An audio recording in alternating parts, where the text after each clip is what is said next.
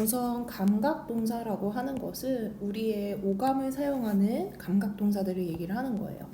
feel 같은 경우에는 뭐라고 얘기할 수 있을까요? 바로 촉감이죠. look은 시각, 또 smell은 후각, 그 다음에 sound는 청각, 그 다음에 taste는 미각.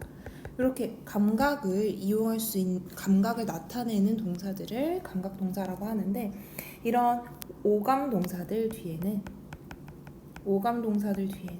어떻게 느껴지는지에 대해서 설명할 필요가 있는 형용사가 들어와야 해요. 그래서 여기 보면 다들 형용사 이렇게 나오는 거죠.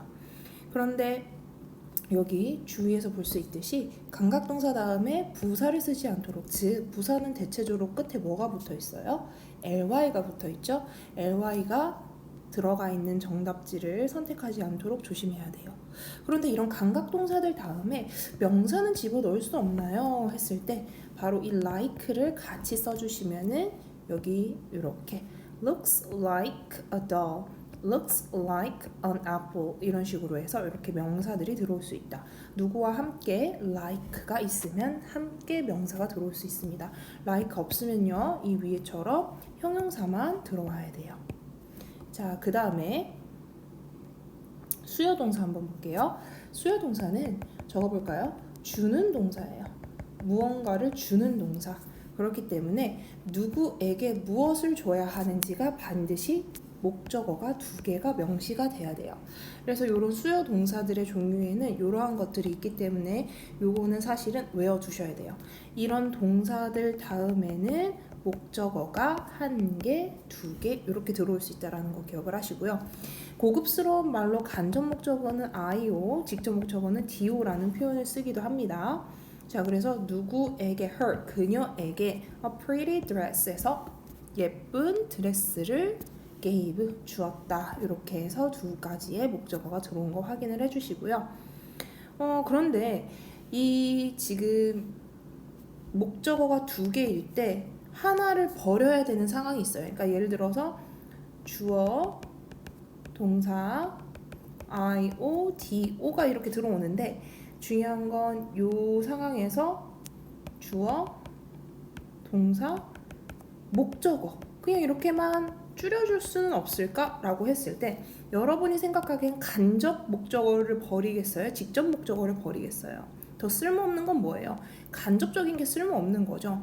그렇기 때문에 뒤에 있는 직접 목적어를 끌어오게 돼요. 뒤에 있는 직접 목적어를 끌어오게 되고 여기서 중요한 거 여기 간접 목적어를 뒤로 빼긴 빼는데 뭘 빼냐면 전치사 to, for 하나 더 of를 달고 이렇게 뒤에다가 빼게 되는 거예요.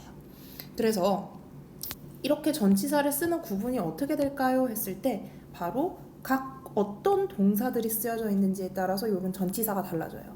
여기 나와 있는 이러한 동사들 뒤에는 to를 쓰고 이러한 동사들 뒤에는 for를 씁니다.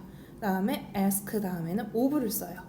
다시 한번 이런 동사들 다음에는 직접 목적어가 오고 그 다음에 각각 to, for, of를 나눠서 간접 목적어를 끌고 오는 이런 구조가 돼요.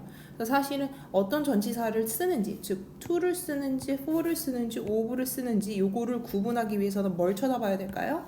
바로 어떤 동사인지를 쳐다보는 게 굉장히 중요해요. 요게 이제 시험 문제에 나오게 됩니다. 그 다음에 동사, 목적어, 목적격 보어예요. 자, 주어, 동사 다음에 목적어가 있는데 목적어를 보충해주는 보어인 거예요. 자, 어떤 동사들에 따라서 이렇게 하나, 두 개를 데리고 오는데 make랑 call 다음에는 목적격 보어로 명사를 데리고 오고 keep, make, find 다음에는 목적어 다음에 형용사를 데리고 와요. 그 다음에 이러한 want, expect, allow, ask, tell, order, advice 다음에는 to 부정사를 데리고 옵니다. 목적어는 당연히 기본적으로 디폴트로 들어가는 거고요. 목적어 다음 얘기를 하고 있는 거예요. 그래서 각각 어떤 동사들이 무엇을 끌어오는지를 확인하는 게 시험 문제로 나와요. 특히 이 help 같은 경우는 이번에 중학교 3학년 1학기 중간고사 시험 범위도 나왔어요. help는요, 목적어 디폴트 먼저 들어오고요. 그 다음에 목적격 보어로 투부정사나 동사 원형 둘 다 쓸 수 있어요. 요거 기억해 주시면 되고, 그 다음에 사역동사입니다. 사역동사는 적어볼까요?